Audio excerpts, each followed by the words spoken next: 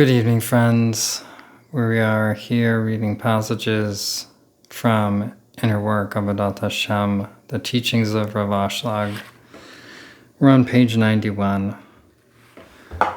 The moment God is revealed to even the slightest degree, there is complete and immeasurable joy.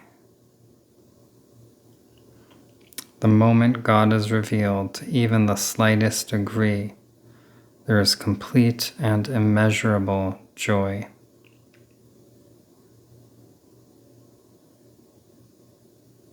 Not much needed to be said more about that. Each person's desire to receive is different, quantitatively and qualitatively. Each person's desire to receive is different quantitatively and qualitatively. Right? The quantity and the quality of that desire to receive is different in each person. Each person has a different amount and quality of what they want to receive, right? Some people's quality is simply physical. Some people's quality is intellectual. Some people's quality is emotional. Some people's quality is spiritual. And then the quantity of that also varies, like how much are we hungering for? How much have we tasted in the past? And thus, how much do we hunger for whatever it is? If we've gotten X amount of praise in the past, then we long for that and more than that. And the more we receive, the greater our quantity of wanting to receive, desire to receive grows with that.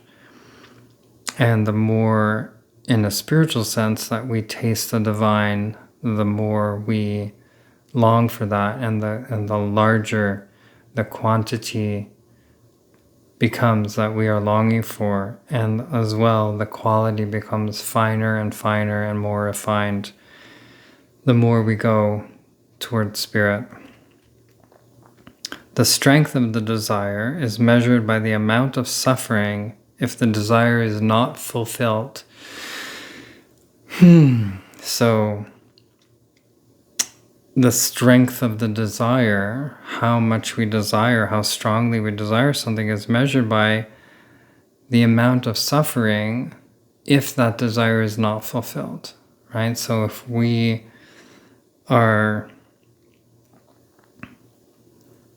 longing for ice cream and that desire is not fulfilled, and the pain, the suffering of not getting that ice cream isn't so great, then the strength of the desire won't be so great. But if we are in the desert and we haven't drank water for 2 days, the suffering that comes from not getting that desire fulfilled is profound, and thus the strength for that water is profound. It's measured by how much suffering comes from not receiving it.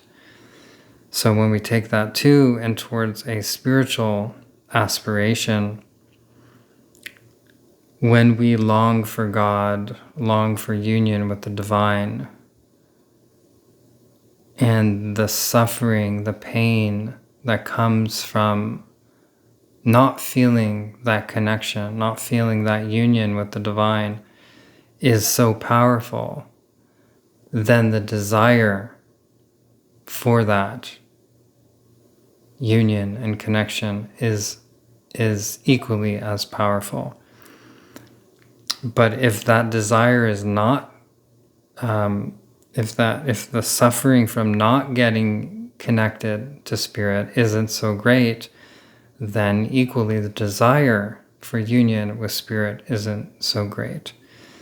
So sort of what this is pointing to is that we should focus on, in a way, how much suffering we have from not being connected, not feeling connected to the divine. And we should turn up the volume on that pain of disconnection, recognizing how painful it is to feel disconnected. Because the louder the volume is on that pain, the louder the volume is on that longing for being connected. And that can help push us towards being more and more connected and longing for that, which then helps us to focus on doing the work, on emunah, on the spiritual practice. And that then brings us closer to the divine.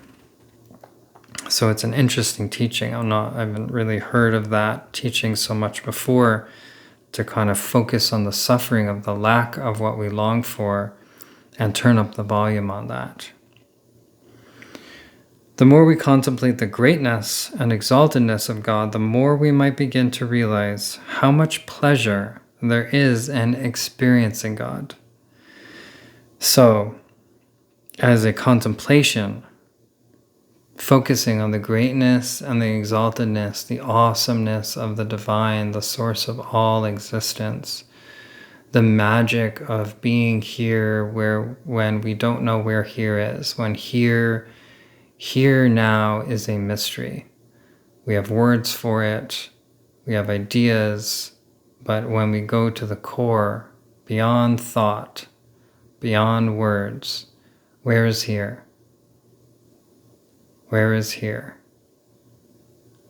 Here is an absolute and utter mystery. When we contemplate that, and we contemplate the awesomeness of that, and the fact that here is God, God is the mystery, God is the divine, God is the awesomeness of this magical moment, this present moment beyond thought. The more we contemplate that, the more we begin to realize how much pleasure there is in experiencing God and in being in the mystery and being the mystery, speaking as the mystery, speaking as the divine, embodied in matter. So that is a spiritual practice. Contemplate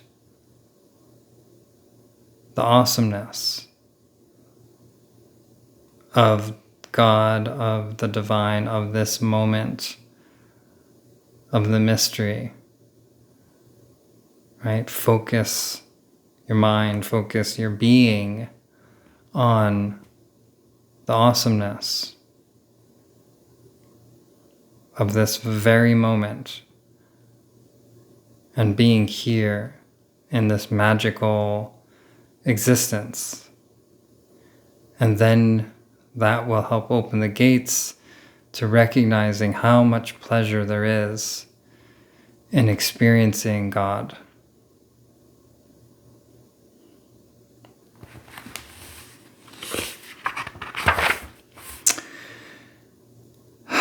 Even the smallest measure of experiencing God is a pleasure so wonderful and eternal that all the material pleasures of the world combined are nothing in comparison.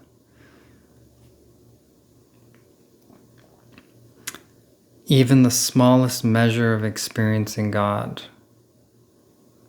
even the smallest drop of experiencing the divine mystery, the magicalness of existence, the magicalness of this planet and the cosmos, of being alive, of being a mystery, a mysterious creature.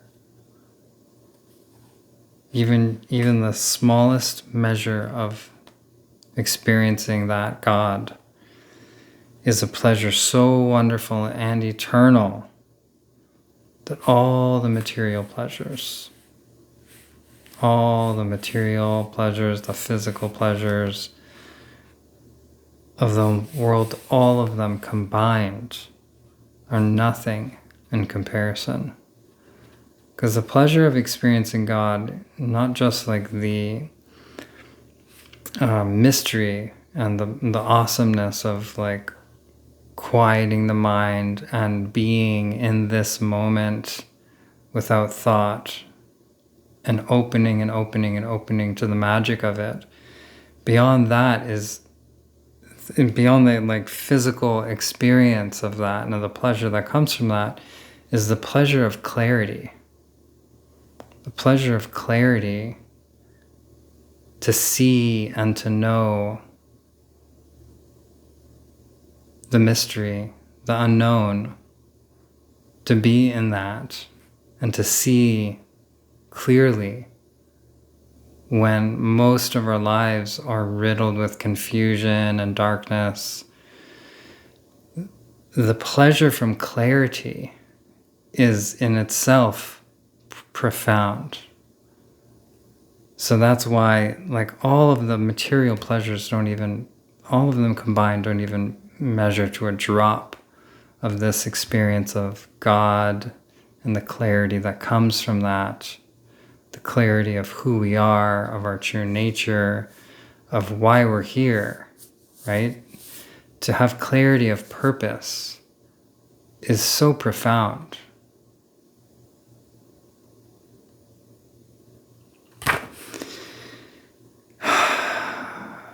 Drop a hell yeah if you're with me, or if you drop a comment if you have a question, or if you're with me.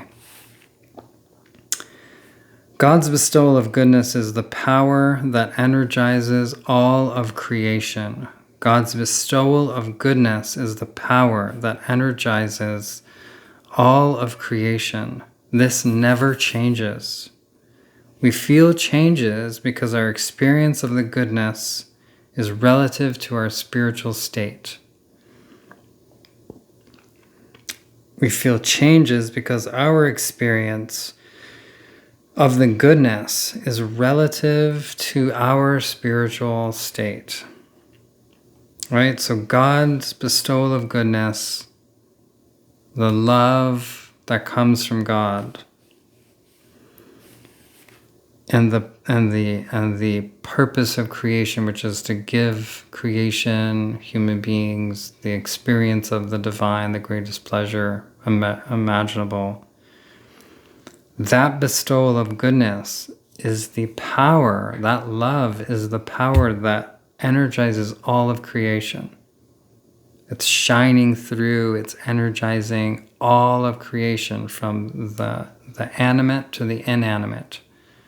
It's all powered by that love. The atoms that are spinning are powered by that love. This never ever changes. We feel changes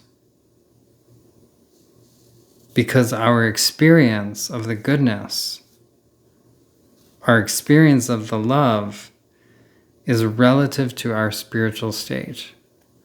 So our experience of that love, of that power, of that energy that animates all of existence, is dependent upon our spiritual state. Right? The more connected we are, the greater we're in tune with that goodness, with that love. The more we recognize how it is energizing everything. The less connected we are, the less we're experiencing that goodness, the less we're experiencing that love flowing through creation.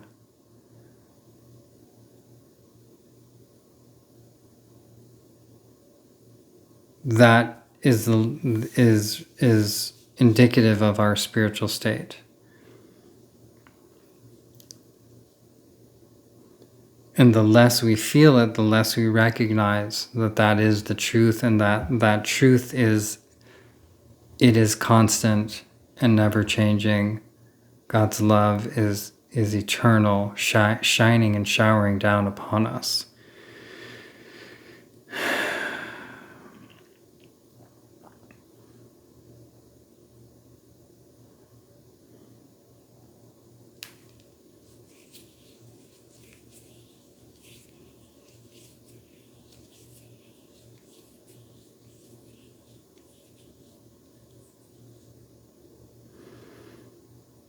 So the more we work with emunah, with embodied faith, when we're not feeling it,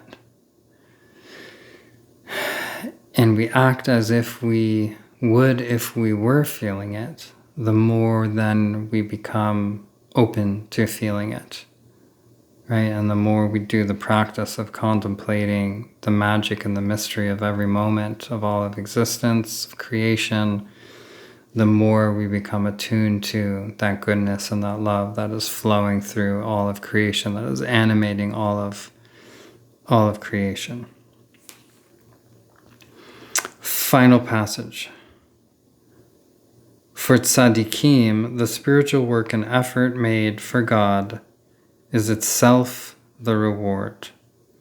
For tzaddikim, for righteous people, those deeply dedicated to the path, the spiritual work and effort made for God, the spiritual work and the effort made for God, to be connected to God, to serve God, the effort itself is the reward. The spiritual work is the reward, right? So the emunah is the reward. Because when we are aligning ourselves with the spiritual work and we're aligning ourselves with the effort, it's already the right relationship with the divine. We're not scrolling. We're not in anger. We're not confused. We're not distracted by the myriad of distractions that this life has to offer. We are already in alignment because we are focused. We are doing the spiritual work.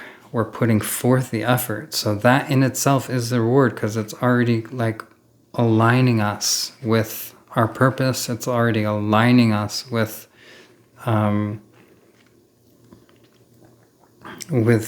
God's will, with the purpose of creation, with something deeper, rather than all of the myriad of distractions that are completely drawing us away from our true work and our true nature. So for the tzaddikim, the spiritual work and the effort made, put forth to be with God and to serve God, is itself the reward. Great teachings tonight. Have a wonderful night, and we'll see you tomorrow.